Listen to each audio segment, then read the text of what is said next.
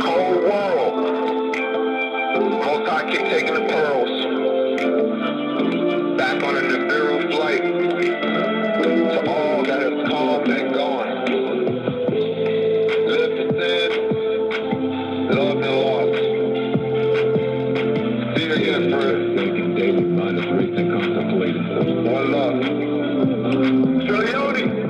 Back to where we came from. Back to where we came from. Where we came from. Sitting here, thinking daily, minus racing, contemplating. You're not here by my side. This is crazy. This is crazy. Now you're talking. Now you're talking. Now you're talking. Now you're talking. Where we came from. Sitting here, thinking daily, minus racing, contemplating. By yourself. By yourself. By yourself. By yourself. Back to where we came from. Back to where we came from. Where we came from. No replies, time to face it. You not here, I'll embrace it. Yo. One gunshot. She was in love. We're the man. They were old. Family. He was on drugs. What's the death? Release the dove. Let it free. If I would, If I could. bring you back. Bring you back. But I can't. But I can't. It ain't right. It ain't right. Still we fight. Still we fight. Still another day. And I pray. And I pray. Get you back. Get you back. One day. One day. One day. One day, y'all. One day at a time. And you never say good. You never say goodbye.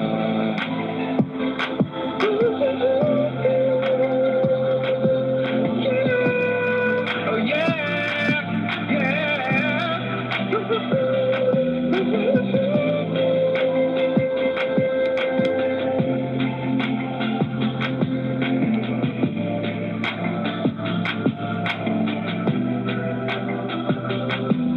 And when it's said and done, oh, I hope you right here by my side, by my side, by my side, by my side,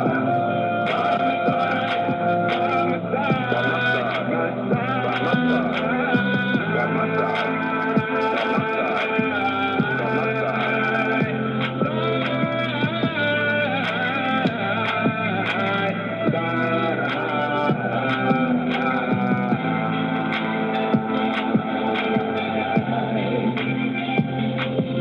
and you never say good. All right, what up, world? It's your boy Vic XL. This is Ridin Durty Radio, the Ridin Durty podcast. Where we bridge the gap between hip hop and everyday life. I wanted to start this thing off with a little music by our guest who is on the line. Man, ladies and gentlemen, boys and girls, first of all, welcome. Happy Sunday to the world. Ladies and gentlemen, boys and girls, welcome to the Ridin Durty platform. Singer, Mr. Tim Trillioni. What's going on, my G? No doubt, no doubt. Thanks for that lovely introduction, man. I'm here. Blessed Sunday. Yeah, how's it going? Man, I can't complain. Here in the ATL, man, it's like a summer day. It's like the day is like spring. This weather is so crazy. It has to be a hole in the ozone layer or something because it's so warm outside. But man, Something. like, you know what? I'm gonna start using that. It's a blessed Sunday. We're blessed to be talking. We're blessed to be here, and we're blessed to be presenting the world with some awesome music. Before we get into your career, let the people know the name of that song we just played. Oh, that song, By My Side. By My Side. You can find that on iTunes, anywhere good music is sold, you can pick that up. All right, By My Side. Definitely rocking with that. All right, so, look, let's let the world know the first thing, where Mr. Tim Trillioni is from, and what was your introduction to the music business? So I'm from New Orleans. I grew up down there. I left around 16 and moved to New York.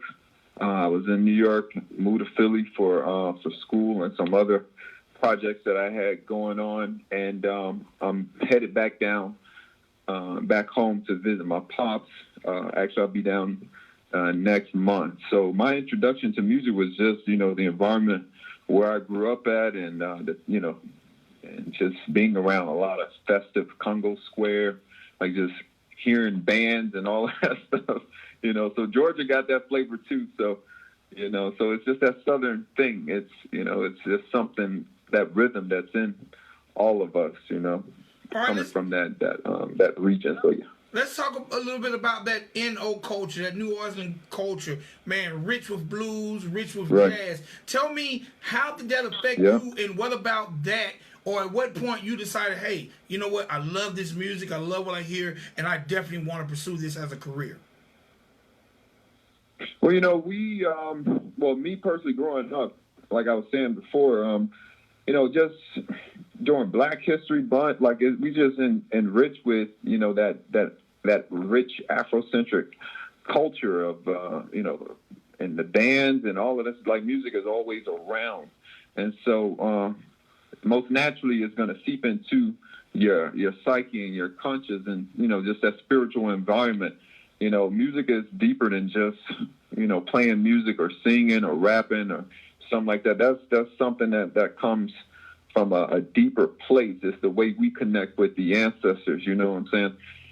So, so that has always been there. I used to perform in schools and on the streets and, just, cousins rapping, singing, just, singing at funerals and different things.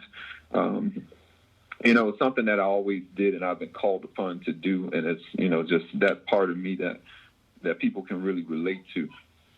They can relate to my musical side. And so I've been able to use that to my, I'm sorry, my dog's in the background barking. No worries. So I've been able to use that, to my advantage to give back to the world. All right. At what point did you realize you had the gift? That was from very young. When you're growing up down south, the aunties say, "Boy, get in here and sing this song. Get in here," So, like my aunts and my uncles, they would always call me you hum that again, sing that again. That's something I tell a lot of people, some family and different people in the North, just how it is growing up in certain places down south. Music is that thing that has always been a part of our culture down there. I know Georgia, like I said, Georgia, ATL has it too. Most of the South, my Southern friends and family, they say that, we used to sing. My uncle used to call us up. We used to dance, sing. That's just something that has been been therapeutic for us as a people for since we've arrived here. You know what I'm saying? So that's where blues, like you mentioned, that's where blues and all of that stuff come from. So that has been part of me since forever. All right. Now, who are some of your influences? Like, what artists out there make you want to be the best artist possible? Yeah, that's a good question. Best artist possible influences. I mean, like, where do I start? There's a lot of greats. I mean, I can go as far back as B.B. King. I love blues music. I like country music, believe it or not. I like jazz music. So I would have to say some of B.B. King. I would say, like even like some modern music singers like Chris Brown or Trey Songz. Like I vibe with them, you know what I'm saying? But when you talk about influence, I have to go back to those older, like B.B. King and, like even some of the rock artists I vibe with, but like B.B. King and he's definitely one of my favorites, Gerald Levert. I like him. Just a lot of different artists. Faith Evans, Biggie Small, Tupac, like all those people from back in that era. J. Cole is a number of that I can just rap along. Did I say Nas too? Okay. Tupac, all those guys. All right. So it's definitely obvious that you are a man who loves, you love the art and you love all forms of genres. You mentioned some rap, jazz, blues. So when I listen to By My Side, I hear the harmonizing, but I definitely hear some undertones of rap and hip hop in there. What makes you feel like, or what makes you such a versatile artist, and how do you feel about artists being able to express themselves in other forms of music? Right. That's a very powerful question. I feel I was asked in an interview last month something similar to that. If a lady asked me, she was asking me, well, do you consider yourself a singer or rapper? And I hit her with this, I feel like an artist should do what naturally comes from them, and whoever relates to that, that's your tribe right there. That's who you vibing with, and it should be something that's natural to you. I didn't set out to say, okay, I'm gonna rap or I'm gonna sing. I have lived in very hood environments. I've lived in very upscale environments. I've lived, where rapping and some of that trauma that went along with, being around certain stuff and some stuff that I was dealing with, that would pull more from that rap era and that mindset of dealing with some of the strife of living in the hood and around people suffering and going through. But, when I want to get melodic and, R&B, in which the new album that I'm coming out with, you guys are going to hear a lot more of that R&B-ish type of stuff, because I think they classify me as R&B, but that's cool. On the, out on the ASCAP and all of that, my agency. But, I like melody, and any way to channel the message, whether it be rapping or singing, I'm the one to use that method. I'm going to use that method to reach my listeners. All right, let's talk a little bit about that last name. Is that your real last name, or is that a stage name? And if it's a stage name, why did you choose that name? Yeah, Trillioni. Actually, I was in Italy when I came up with that name. I was looking for something when I was putting my name together. It's not my actual name. My actual last name is Guy, Guy. And we were talking about like a stage name, and I said, I want something that's like, that has some impact to it. And so the guy was like, what about like a millionaire? I said, no, I ain't trying to be, I value Cash Money Millionaires. Oh, those people too, those guys, they business sense, Cash Money Millionaires, all of them, Lil Wayne, I like their business sense. I just want to throw back to that question that you asked me earlier. But yeah, I was like, no, I don't want to do that. But I want something that's Afrocentric too, And they said, well, then the guy was like, went to the internet. I was like, okay, let me look up Trillioni. Because I heard this Ethiopian girl saying something about Trillioni. I was asking her what that meant. She said it meant the trillion. So it's the same thing in Italian as it is in Amharic. I think that's the language. And I just picked that because it suited me. And I was like, okay, I want to, if we at a trillion right now. We done passed a million and we at a trillion. So we going places with this name. So that's where that name came about from. Definitely. That's a great origin. So look, let's talk about your forthcoming project. The first thing I got to ask, what's the name of your forthcoming project? So my forthcoming project is called Black Gold Rush, and that should be coming out within the next 2 weeks for distribution. All right. The first thing I got to ask is, why that name? Well, black is my favorite color, of course, and I like gold. Black and gold, those are my two favorite colors. But, more deeply, I feel that, I don't bite my tongue when I say so. I feel that, everything starts with, with that blackness. Even space starts with blackness. And everybody's pulling towards this black. There's like a black gold rush. But, black is that color that is mostly overlooked. So in this project, we're taking that concept and we're going to go through some of the things that are overlooked. Even some of the topics that, I'm singing or rapping about, there's things that are overlooked. There's things that need to be talked about, because it's golden. It's going to be golden when it comes out and people talk about it and we start to make remediation. I'm not going to say too much, but, y'all going to have to check that album out and see exactly what I'm talking about. There's some songs in that album that's kind of like By My Side, talking about heartache, trauma, and drama, and losing people, whether it's to the streets or relationships. By My Side kind of sets the tone for what that album is going to have in it. It's going to have some singing, more melodic stuff, and it's also going to have some rapping things in it too, talking about some things from the street, and some very bluesy songs too, but still very contemporary and R&B. All right, now with the song By My Side, it makes me think of love, or a mate, a partner, a love interest being by your side. I gotta ask, as a businessman, and an artist, how hard is it to maintain strong relationships as you pursue all these things in your career? Strong relationship.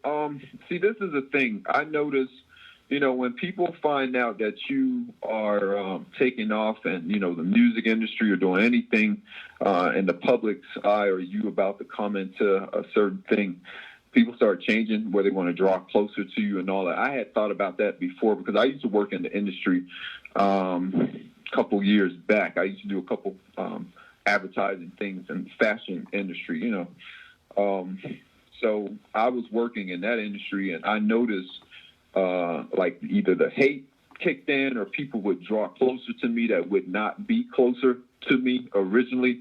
And so, I fell victim for like people being, saying, oh, like girls coming at me like, oh, I'm interested in you, this, that, and the other, but they doing it for clout, or they just try to, be, get into my pockets, or try to be a part of what I'm doing just because of what, where I am. And then when I changed directions with the stuff that I was doing, I decided to go back to school because I do value education, which I'm going to be working on some projects related to that and the youth and the community soon too. But when I changed directions and I stopped, I moved from New York and I stopped with, because I was doing some stuff with voiceovers and acting and all of that stuff. I had an agent and I was doing some things, when I stopped that, people, they stopped. So same bit with, relationships and women, same bit, so I've experienced those things, and a lot of that information that I've taken from that, I'm actually putting it in this album too. So what I did was I kind of make cutoffs. And I don't know if this is the best. I'm not perfect. I don't know if it's the best methodology right now, but, I got a solid group of people around me, as it relates to relationship particularly. I just about know what type of woman would be best for me that's supportive, because, you can only lie but so much or fake it but so much. You're going to see little signs as to how that mate or how that woman is going to treat you. And that goes for women too. Like you can always see little signs with people. Like, are they supportive? Have they been supportive? Those things normally don't change, and you really can't change somebody that much. I mean, 2 things may change. If they have 10 things in their personality, 2 may change, but the 8 will not. You shouldn't even look to try to change somebody's DNA like that. So yeah, I'm just trying to be wise about, what I bring around me as it relates to relationships and stuff of that nature. All right, that's very dope. Also, like, not only are you an artist, not only are you educated and you're a businessman, but you also do a lot of contributions when it comes to putting together charities and events in the community. Talk a little bit about that. Yes, sir. Like I said, next month we're going to be working with a couple of mental health projects in New Orleans with autistic research and kids down in New Orleans, to do some more assessing. That's my whole thing, trauma and assessment, and getting those the students in the high schools the help that they need, because a lot of times kids fall through the cracks because they're not getting that proper assessment. So that's what we're doing here in Philadelphia. We had started an agency called Success Mentoring, by what we're training the youth, going out into the communities, working with the religious organizations, the mosques, the churches, and that. I mean, we don't care what it is. If y'all supposed to be helping the people, let's do that together.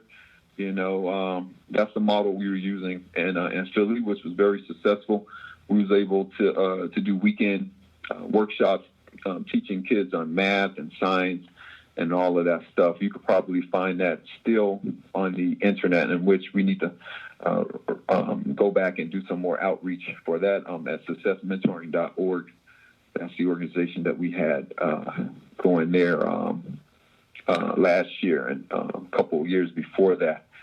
And so we're going to do something similar down in New Orleans. But every city, every state has different needs.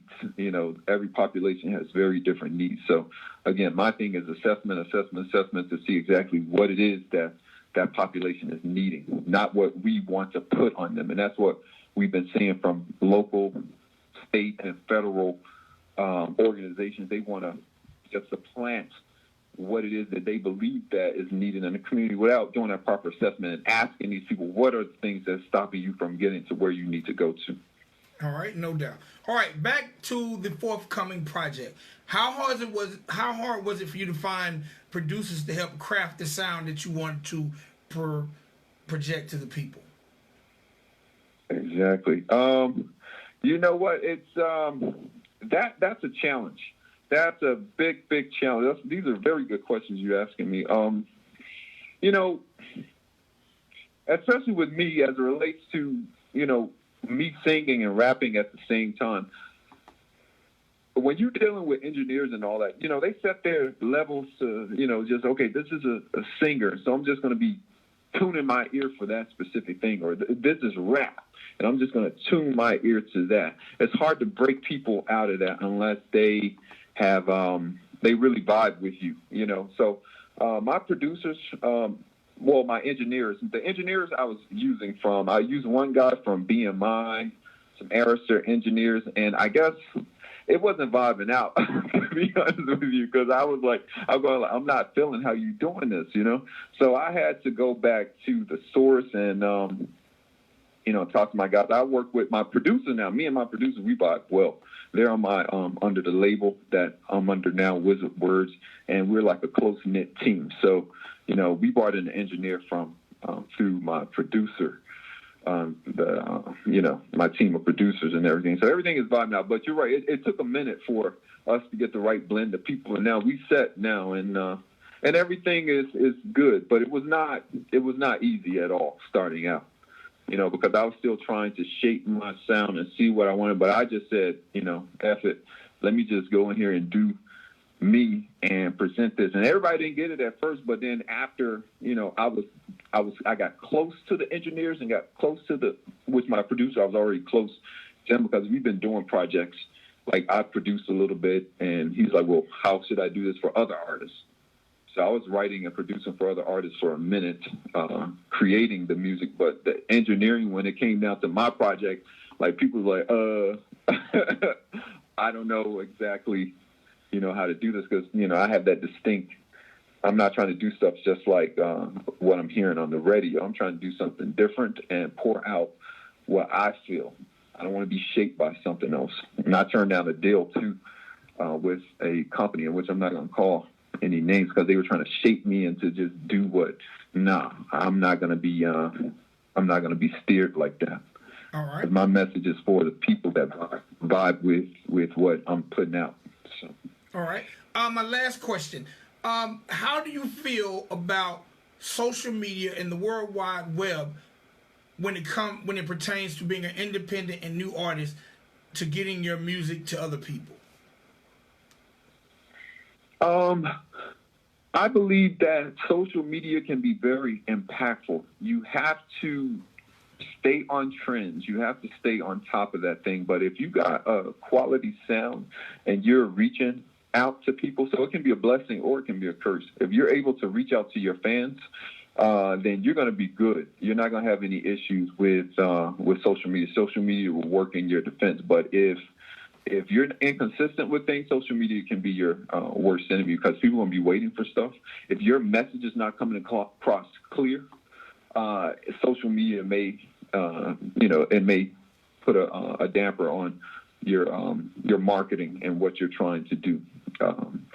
But yeah, so one thing I noticed in social media, like who you think your population is going to gravitate to, it may not be that.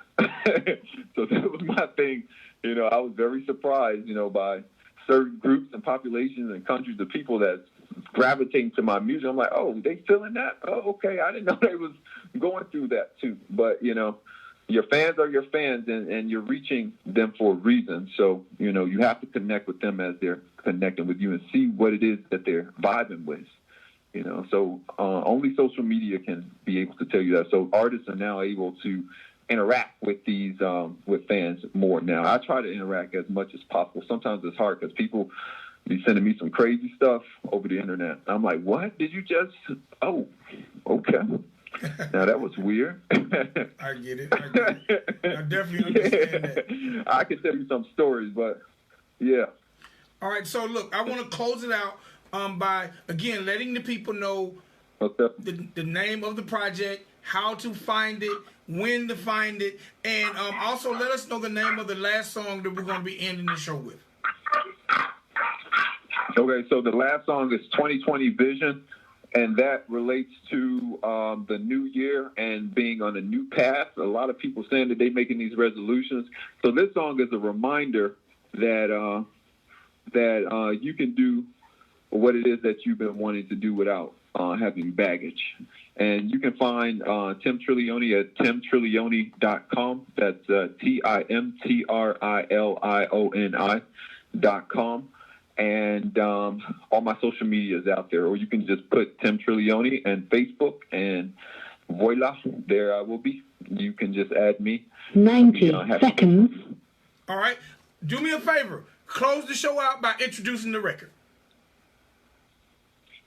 All right. Everybody check out 2020 Vision. Check out my album. It will be out in about 2 weeks. You can go to Spotify. You can go to Apple Music and catch me on there. So here's 2020 Vision. Appreciate it, my guy. Appreciate 60 it. Nice seconds. Hang on. Feels so good. It's a new day. 2020 Vision. Either you with it or get out the way.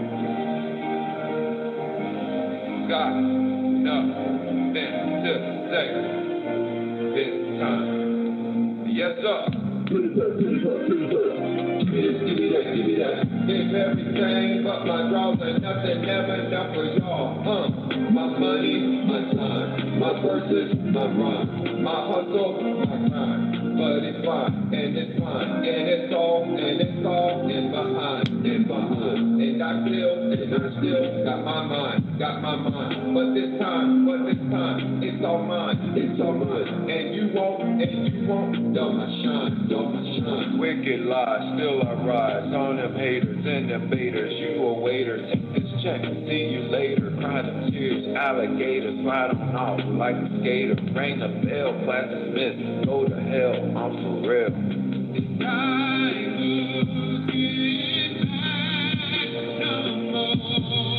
Slanging beats. How I see to the haters in the and I'm never looking back.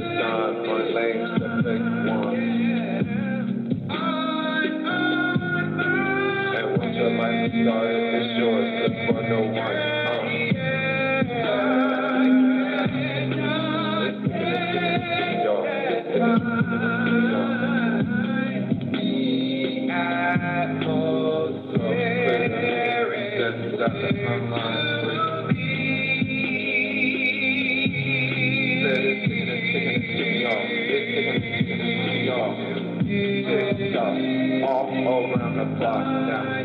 Tick tock, won't you make it pop now? Alright, that's Tim Trillioni right here on the Ridin Durty podcast. Yours truly, Big XL, man. Y'all be safe till next time. Peace.